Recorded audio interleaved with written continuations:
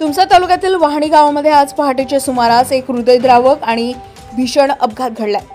सकाळी 6:30 वाजताच्या सुमारास भरधाव वेगाने जाणाऱ्या एसटी बसनं MH06S8860 दुचाकीला कट दिल्यानं मोटरसायकलवरील संपूर्ण कुटुंब रस्त्यावर कोसळले। या दुर्घटनेत 32 वर्षीय महिलेचा जागीच मृत्यू झालाय, तर पती आणि 2 निष्पाप चिमुकले थोडक्यात बचावले गेले आहे।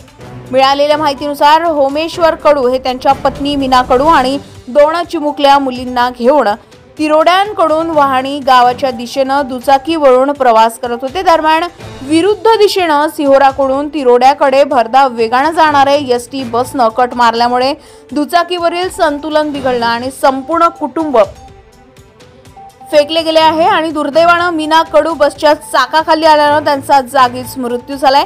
अपघात इतका भीषण होता की बसच्या चाकाखाली सापडल्याने महिलेचा जागीच मृत्यू झालाय, तर पती आणि 2 चिमुकल्या थोडक्यात बचावल्या। या घटनेमुळे घटनास्थळी प्रचंड भीती आणि गोंधळाचं वातावरण निर्माण झालं होतं। या हृदयद्रावक घटनेमुळे गावकऱ्यांमध्ये प्रचंड संताप व्यक्त केला जात आहे। वहाणी गावातील लोकांनी तातडीने घटनास्थळी धाव घेतली आणि बस चालकाला घेराव घातलाय। प्रशासनाकडून वारंवार दुर्लक्ष होत असल्याने आणि बस चालक बेदरकारपणे गाडी चालवत असल्याने आज हा अपघात घडला असा आरोप ग्रामस्थांनी केला।